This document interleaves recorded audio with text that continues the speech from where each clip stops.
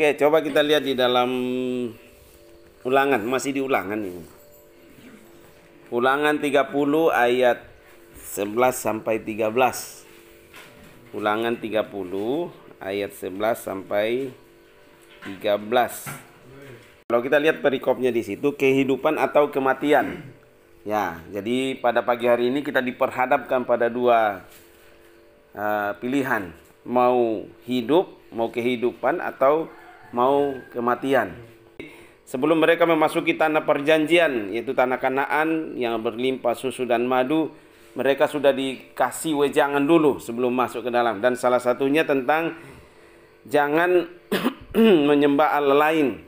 Ya, lakukanlah perintah Tuhan, lakukanlah firman Tuhan yang disampaikan. Ya, dikatakan di ayat 11. Sebab perintah ini yang kusampaikan kepadamu. Ya, kalau kita lihat di bagian atasnya, ayat-ayat sebelumnya sudah ada dituliskan ya.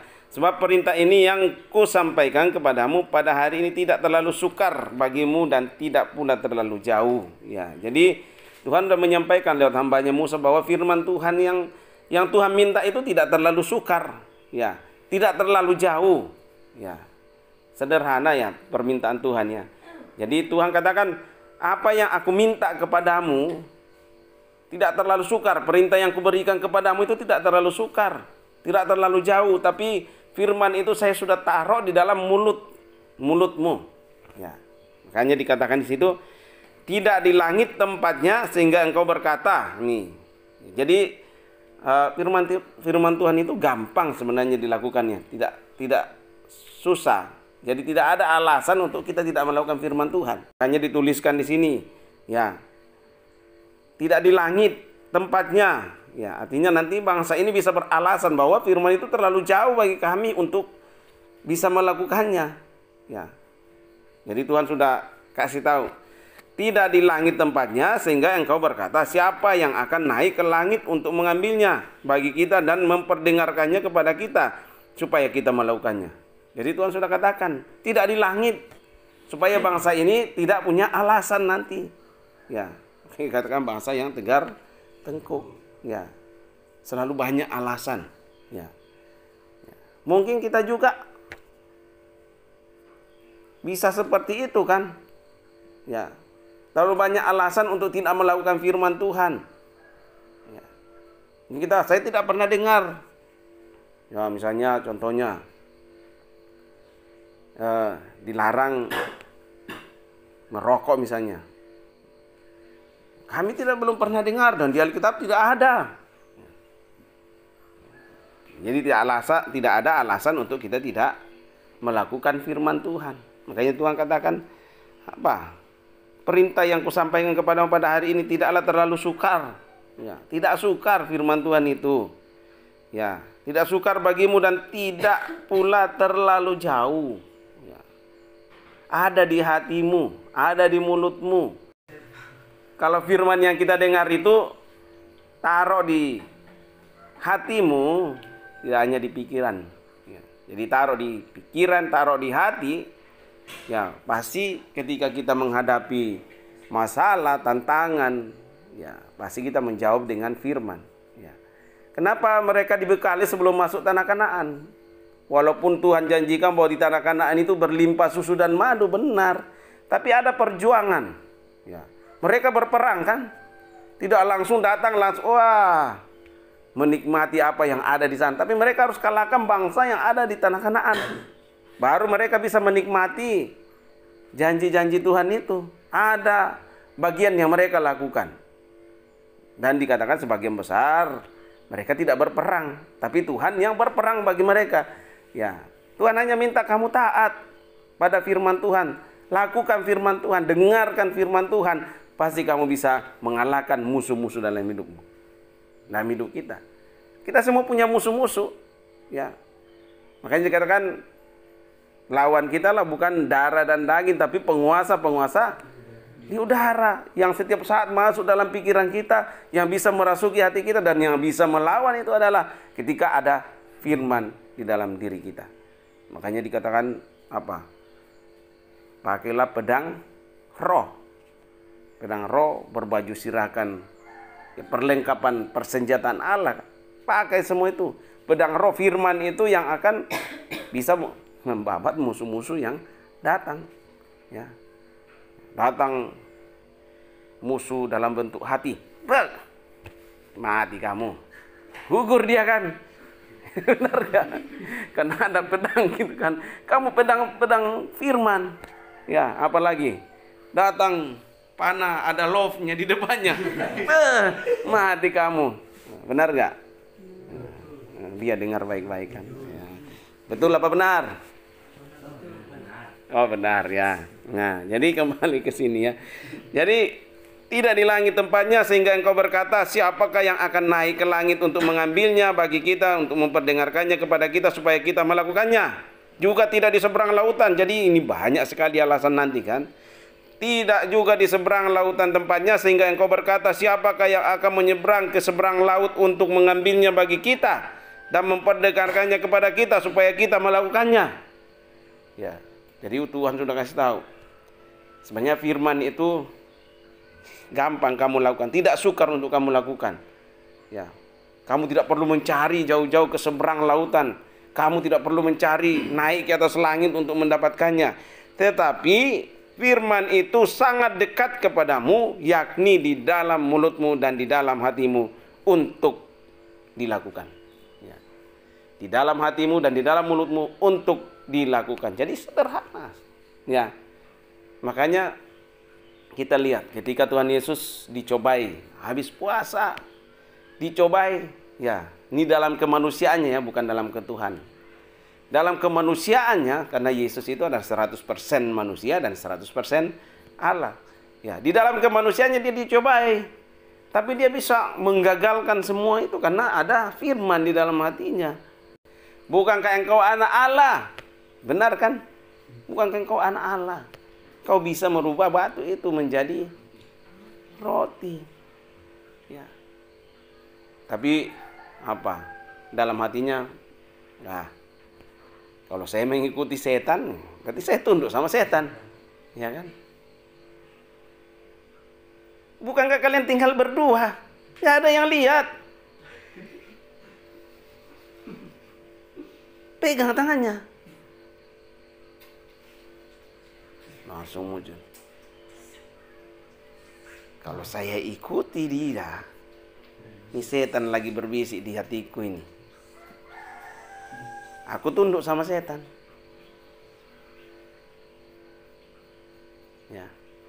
Kalau kamu berkata, ada tertulis. Apa? Dilarang makan sebelum berdoa. Tapi kalau kamu ikuti setan,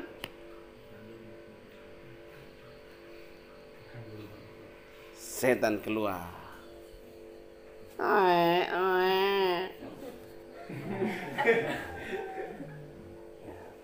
Benar enggak? Setan menang di sana kan? Ya. Setan datang. Ini dia lagi murung-murung. Memang kamu itu nggak disuka. Coba lihat aja cara kamu diperlakukan. Benar juga kata setan ya. Mulailah berkecamuk dia. Tapi kalau ada firman dalam hatinya, sebenarnya saya ditegur karena saya diperhatikan, saya disayang. Ya, ada firman. Ya. Jadi tidak ada alasan untuk tidak melakukan firman Tuhan. Ya. Benar nggak Yoel? Nah. Ya. Tidak ada ya, itu alasan untuk tidak bisa melakukan firman Tuhan. Jangan banyak alasan. Nah, terlalu jauh ke seberang sana. Di atas langit itu firman Tuhan, siapa yang mau ke atas? Masih di atas, kami nggak dengar di bawah. Tapi Tuhan katakan, firman itu sangat dekat kepadamu, yaitu di dalam mulutmu dan di dalam hatimu untuk dilakukan. Ya. Pasti selalu kalian rasakan ada suara kecil kan? Ya, ada suara kecil. Ya. Mungkin tanganmu sudah ada yang lihat. Dosa. Kembali lagi. Ada duit 4.000 di tempat cucian. Dosa. Ya contoh misalnya kan. Ya, kamu lihat duit ditaruh sembarangan. Kesempatan ini makan gorengan. Dosa. Nah, jadi taruh lagi. Kau pas jalan-jalan, lemari temamu terbuka, kelihatan 5.000. Di kesempatan lihat orang lain, ada yang lihat. Ya, ambil. Tapi ingat, pasti ada suara kecil di dalam hatimu kan. Itu salah, itu dosa. Ya. Jadi firman itu ada dalam hati kita. Dan Roh Kudus itu selalu mengingatkan, lakukan. Ya, cuma kan Tuhan memberi kehendak bebas kan. Tuhan tidak pernah memaksa, Tuhan memberi pilihan. Ya, kau mau ikut setan atau mau ikut Tuhan. Tapi kembali lihat semuanya, roh yang ada padamu lebih kuat daripada roh yang ada di dunia ini. Ya, termasuk rohnya setan. Roh Tuhan yang ada dalam diri kita itu lebih kuat. Harusnya kita menjadi pemenang. Ya, bukan pecundang. Kita menjadi pemenang ya dalam hal-hal rohani. Ya. Mana yang kamu rasakan lebih enak? Dikuasai Tuhan atau dikuasai setan? Apa? Dikuasai Tuhan. Dikuasai Tuhan. Pasal, jangan bilang 5 pasal. Ya. Nah itu. Ya misalnya di Kompong, kalau belum siram ya bilang aja belum siram. Ya paling juga ditegurkan, diingatkan, kenapa kamu nggak siram? Kamu tahu nggak itu kalau nggak disiram mati?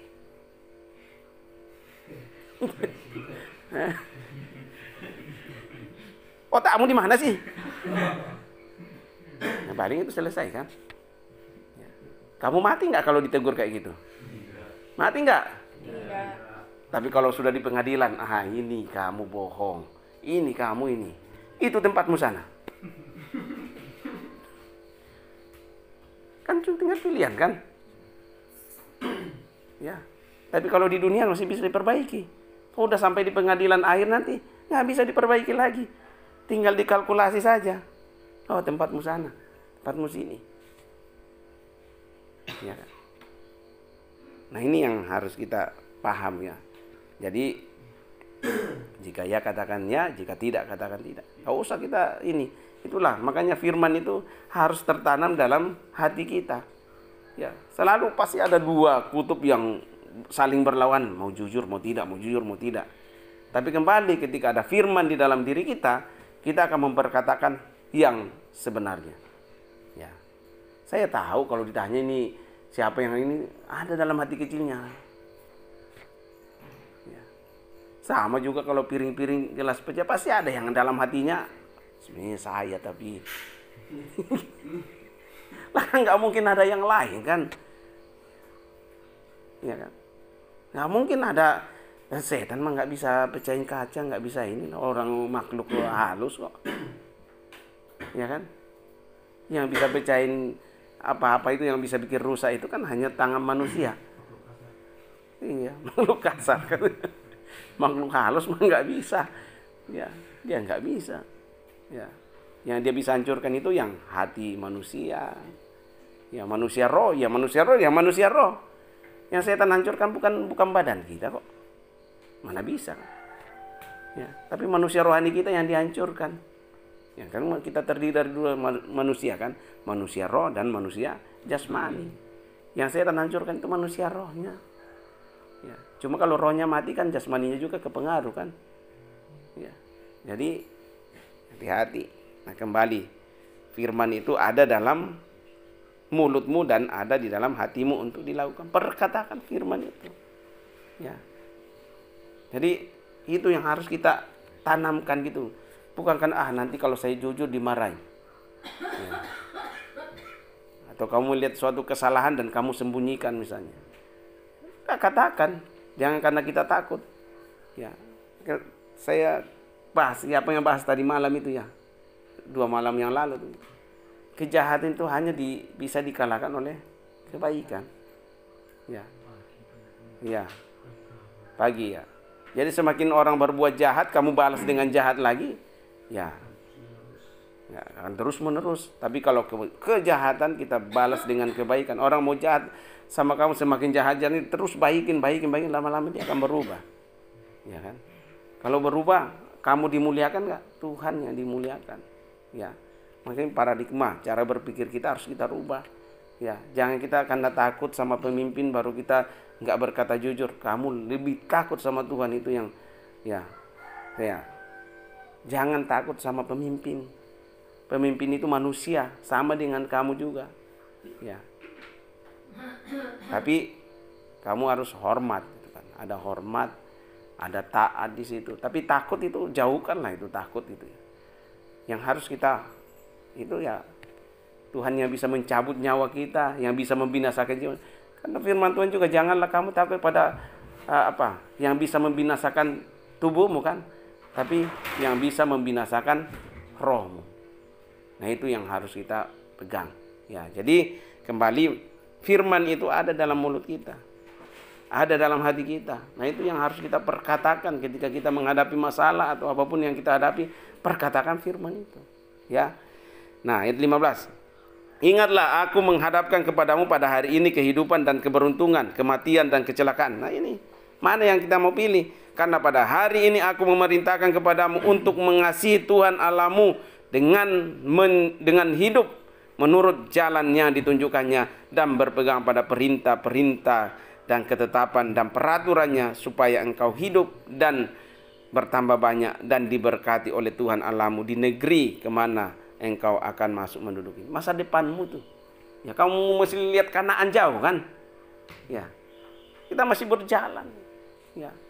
Tapi kalau dikatakan kita mengasihi Tuhan itu melakukan apa yang Tuhan mau, apa yang Tuhan perintahkan, sederhana, ya kita lakukan itu. Makanya dikatakan engkau diberkati oleh Tuhan Allahmu di negeri kemana engkau akan masuk mendudukinya. Ini benar terjadi.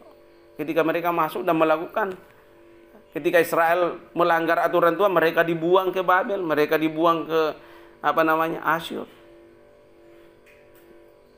Mereka dibuang ketika mereka tidak melakukan, tidak taat sama firman Tuhan.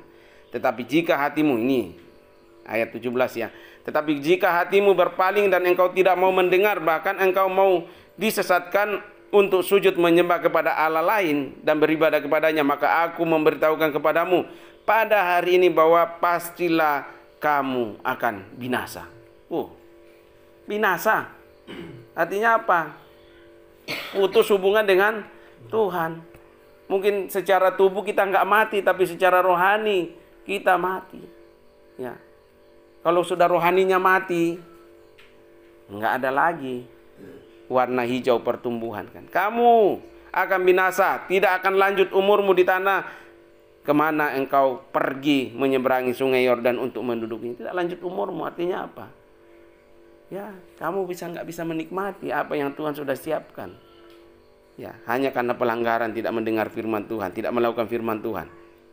Katakan, aku memanggil langit dan bumi menjadi saksi terhadap kamu pada hari ini. Kepadamu kuperhadapkan kehidupan dan kematian, berkat dan kutuk. Pilihlah kehidupan. Nah, Tuhan sudah kasih tahu, pilihlah kehidupan supaya engkau hidup baik, engkau maupun keturunanmu. Ya. Pilihlah apa tadi? Kehidupan. Ya, supaya tidak hanya kita yang baik, tapi keturunan kita juga akan baik. Keturunan Israel dikatakan, kalau kamu pilih kehidupan, Tuhan sudah kasih. Aku perhadapkan kepadamu pada hari ini, ya, kehidupan dan kematian, ya, berkat dan kutuk. Pilihlah kehidupan supaya engkau hidup baik, engkau maupun keturunanmu. Dengan mengasihi. Caranya apa? Dengan mengasihi Tuhan Allahmu, mendengarkan suaranya dan berpaut padanya. Sebab hal itu berarti hidupmu, ya, berarti hidupmu dan lanjut umurmu untuk tinggal di tanah yang dijanjikan Tuhan dengan sumpah kepada nenek moyangmu, yaitu Abraham, Ishak dan Yakub, untuk memberikannya kepadamu. Ini pesan Tuhan kepada Musa, kepada bangsa Israel lewat Musa sebelum mereka masuk tanah Kanaan, tanah yang dijanjikan. Ini pesan Tuhan juga kita untuk masuk ke masa depan yang penuh harapan kan. Ya. Tuhan janjikan. Sederhana, bukan Tuhan suruh banting tulang. Tuhan suruh dengar firman Tuhan, lakukan firman Tuhan. Firman Tuhan tidak jauh, tidak di langit, tidak di seberang lautan, tapi ada dalam mulut dan hatimu. Tuhan sudah taruh. Apalagi kita sudah baca firman Tuhan, firman itu ada. Ya, makanya selalu bertanya, untuk apa sih saya baca 5 pasal setiap hari? Itu menjadi benteng bagi hidup kita. Untuk apa kita baca firman Tuhan? Benteng bagi kita, supaya kita bisa berkata, ada tertulis. Ya, ada tertulis. Firman Tuhan berkata, ketika engkau menghadapi masalah, ada tertulis. Ketika engkau memurung, ada firman Tuhan, bersukacitalah senantiasa. Ya, dalam segala hal. Ya. Kamu bekerja, mungkin ada sungut-sungut dalam hatimu, tapi firman Tuhan berkata dalam hatimu, apapun yang kamu lakukan, lakukanlah untuk Tuhan. Ya. Mungkin kamu lagi marah-marah, lagi emosi, tapi Tuhan berfirman, jika ada yang marah-marah, sama dengan pembunuh. Ya. Jadi firman itu bekerja total dalam hidup kita, sehingga yang ada itu ya Tuhan yang menguasai diri kita. Ketika ada kekhawatiran, bagaimana kita besok, masa yang sulit, kita banyak di sini, bagaimana makanya? Tapi Tuhan, firman Tuhan kita berkata dalam hati kita, jangan kamu khawatir. Burung di udara saja saya pelihara, yang tidak pernah menuai, yang tidak pernah menanam, apalagi kamu kecil. Carilah dahulu kerajaan Allah dan kebenarannya, maka semuanya itu akan ditambahkan kepadamu. Kalau semua firman yang kita dengar, kita baca itu tinggal dalam hati kita, itulah menjadi ya pedoman, senjata bagi kita untuk mengalahkan kuasa-kuasa kegelapan. Karena apa? Iblis juga tidak tinggal diam. Dia berkeliling, mengaung-ngaung seperti singa yang sedang mencari mangsanya. Mencari mangsanya, garis bawahi, mencari mangsanya. Siapa mangsa setan? Kalau kita kembali ke Kejadian, ular makanannya apa waktu dikutuk? Tanah kan? Benar ular makan tanah? Manusia terbuat dari mana? Tanah. Jadi makanan setan itu apa? Ya, incaran setan itu siapa? Manusia. Kita ini. Makanya firman itu harus terus hidup dalam hati kita, supaya kita bisa, tuh tadi pedang roh itu ya, masalah apa datang kamu bisa babat dia, babat, sehingga kita lanjut umur kita. Kalau lanjut umur bisa menikmati nggak? Bisa. Kalau enggak, apa yang mau dinikmati? Ya kan? Oke, saya kira itu. Tuhan memberkati kita.